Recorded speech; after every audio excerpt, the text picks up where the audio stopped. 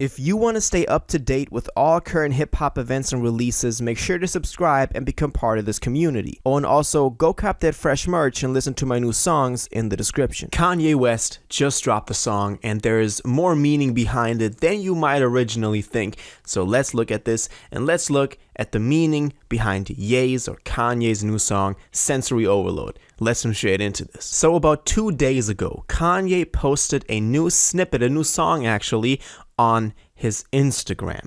You can't find it anymore. It's been taken down. There are, however, obviously many versions of this that have been, kind of recorded on SoundCloud or on YouTube. You've probably heard the song already. It got reported on quite a bit because it's his first release, quote unquote, ever since he started making these very questionable comments in the public. The song is now known as Censori Overload, but some people call it Someday We'll All Be Free, and we'll get into that in a second. First of all, we gotta look at the title, because the OG Instagram post that this was posted under had a caption that reads, Censori Overload. The variable epitope library from the antigen promotes an immune response in the body. Now, when I saw this, I was like, fuck is Kanye talking about? Like, this didn't make sense to me.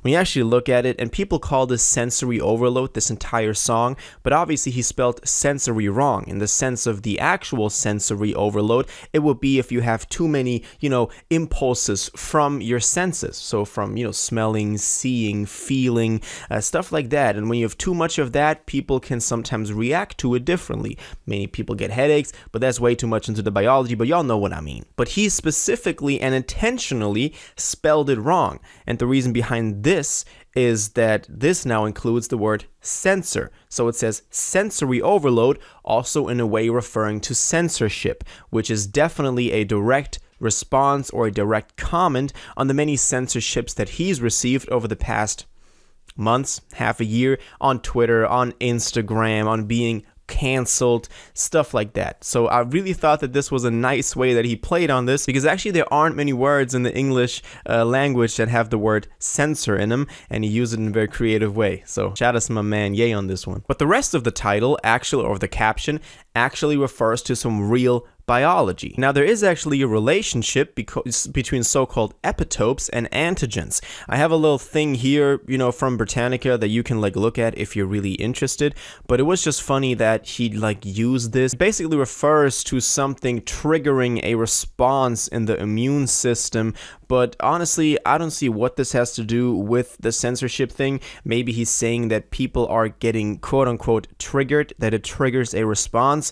Maybe that's a reference to that, but that is unclear because it's just so cryptic. Well, let's actually look at the song itself. It has a sample on there that is present throughout the whole thing, which is also why people call it Someday We'll All Be Free, and that is by Donny Hathaway. He has a same song titled Someday We'll All Be Free from 1973 off of his amazing album Extensions of a Man that you might know the track Love, Love, Love from, but the same track Someday We'll All Be Free is also from that album and heavily sampled on this one, and that's why some people call it Someday We'll All Be Free. Also, because Kanye actually doesn't say the word sensory overload in the track, it was just in the caption. Now, on the track itself, in the lyrics, I recommend you go look at them on Genius, for example. They have many great annotations on them. I'm just going to go over the main ones today that mean something in the context of what Kanye's just been going through over the past couple of months. Now, in the opening lines after the sample ends, he raps, waking up to I can't do this anymore texts,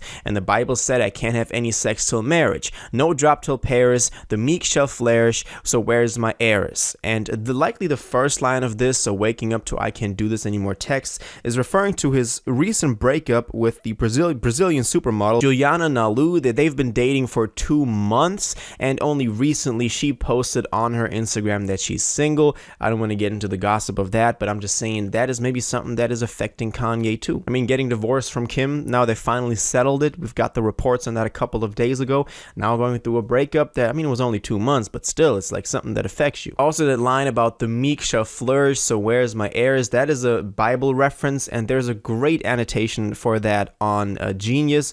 I'm not going to go into the Bible verse for this one. That will, completely destroy the frame of this video.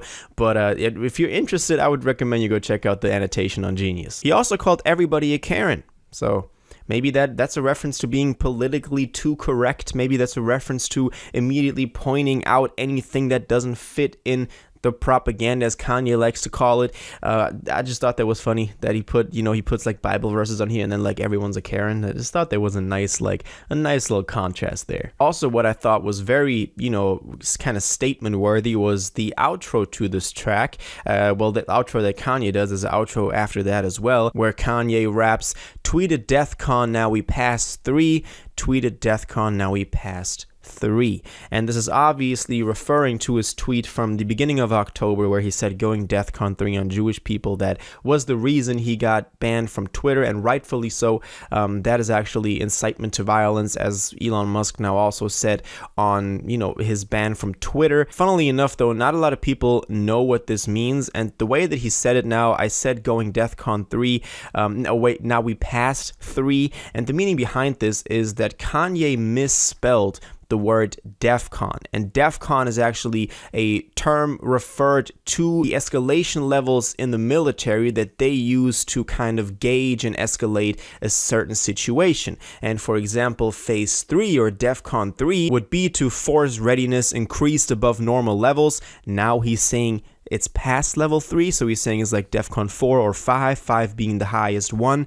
So he's even in a more so state of alertness when it comes to, in this case, Jewish people, which is pretty dumb. I just wanted to throw that in there because I see a lot of people quoting him on the DEFCON, but he meant DEFCON, and not a lot of people know what that actually means, and that's why I thought it would be interesting to show y'all why this is the term and why people have used this wrong when Kanye said it. Now on the actual outro of the thing, he sampled his recent InfoWars, so Alex Jones series on there, which I thought was also, you got some balls to do that. And he sampled the part where Alex talks about him only liking the uniforms but not like what Hitler or the Nazis did, and then Kanye goes on to say, no, there's actually a lot of things that I love about it.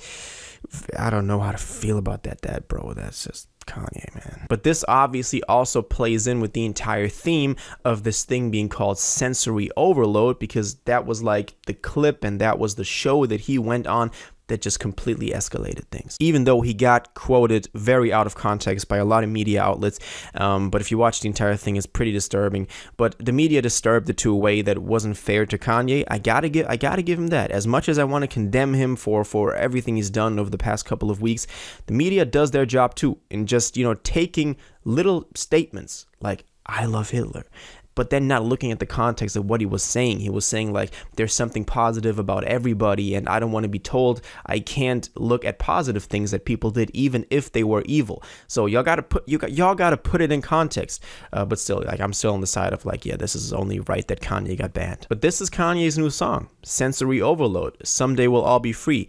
It's going to be really interesting to see where this goes, if this is part of a new music release, because that is obviously what I would look at as a music YouTuber, or like as a hip-hop YouTuber, looking at if a new album is coming out, if it's, if that is happening, this is happening. I still believe if Kanye dropped, people would like it. People would not care about his cancellation, whatever. Kanye isn't canceled yet. And there are actually a lot of people on social media that I've seen like this new track. And I mean, I like it too. It's not a bad song. And I like, the stuff that he's opening up about what he's been going through, and vents about the stuff that he's been going through over the past couple of weeks, over this just course of complete cancellation and just media outragement. So I'm kind of torn on this one. I love the music, but it's like a lot of stuff that I don't like about Ye, but a lot of stuff that I really do like. It's as a Ye fan, it's a hard time. It's really a hard time. Let me know what you think about this, though. Did y'all like this kind of breakdown of the meaning behind this? Are y'all listening to the song? Do you like the song? Do you think a new album, new music is coming at some point in the near future? All your thoughts on this, please let me know in the comments down below. If you watched this video to the end and liked it, and you want to stay up to date with all current hip-hop events and releases, make sure to subscribe, turn on notifications, hit that like button, and go follow my social media, and most importantly, join my Discord in the description. Until the next one, you'll have an incredible day, and y'all take care.